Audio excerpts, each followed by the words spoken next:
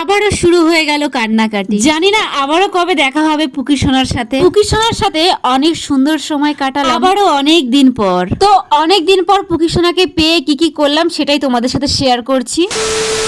Hello viewers, আমার নাম সোনালী, আমি থাকি পানাগড়ে। তোমাদেরকে আগের ব্লগে জানিয়েছিলাম আমি বোনের বাড়ি এসেছি, মানে বোনের শ্বশুর বাড়ি মেমারিতে। আমি যেহেতু দুপুর বেলায় বাড়ি থেকে বেরিয়েছিলাম, তাই বোনের বাড়ি আস্তে আস্তে প্রায় সন্ধে হয়ে গেছিল। আর বোনের বাড়ি আসার তো একটাই কারণ, এই যে আমাদের পাকা বুড়িটার জন্য। ওকে কাছ থেকে না দেখতে পেয়ে, ওকে কোলে না নিতে পেরে মনটা এত ছটপট করছিল, তাই তো কিছু না ভেবে চলে আসলাম ওর কাছে। এইদিকে দেখো এখন যেই পরিমাণে গরম পড়েছে, মাথার মধ্যে একটা আলুর পটকা উঠে বসে রয়েছে। জানো তো, যেহেতু অনেক প্রবলেম ফেস করে বোনের বাড়িতে এসেছি, তাই আমার মা এত পরিমাণে টেনশন করছিল, কতবার যে ফোন করেছে ধারণার বাইরে। যখনই শুনেছে ট্রেন ক্যান্সেল, মা আমায় বললো এক কাজ করা, যেতে হবে না, কাল যাবি। কিন্তু আমি তো মনে মনে ঠিক করেই নিয়েছিলাম, একবার যখন বাড়ি থেকে বেরিয়েছি, যে করে হোক আজ পুকি সোনার কাছে যাব। যাই হোক, বোনের বাড়ি পৌঁছে খাওয়া দাওয়া করে একটু ঘুমিয়ে পড়েছিলাম। তারপর ঘুম থেকে উঠতে না উঠতেই দেখি বোন আম নিয়ে হাজির হয়ে গেছে। আম খাওয়ার পর বোন বলল রেডি হয়ে নে, একটু ঘুরতে বেরোবো।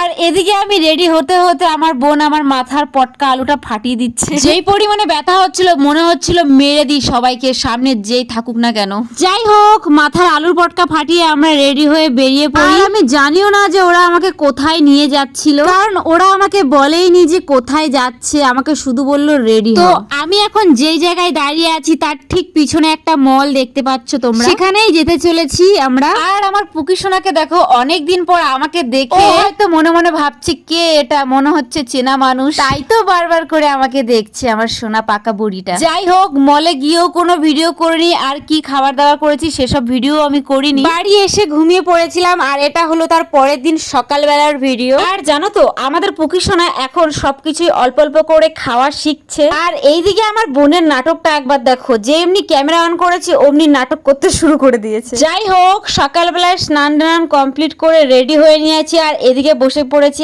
আচার খেতে। তাও আবার আমড়ার আচার, খুব মিষ্টি, দারুণ ছিল আচারটা। আর আমিও বাড়ি থেকে আচার নিয়ে এসেছিলাম, আমার মাসি বানিয়ে দিয়েছিল। দুই মেয়ের জন্য পাঠিয়েছিল আমের আচার, মানে আমার দিদির জন্য আর বোনের জন্য। যাই হোক, আজ যেহেতু বোনের বাড়ি ছেড়ে দিদির বাড়ি যাই, বোন এখানে ওদের কাছে লাউ শাক দিয়ে দিল দিদির জন্য।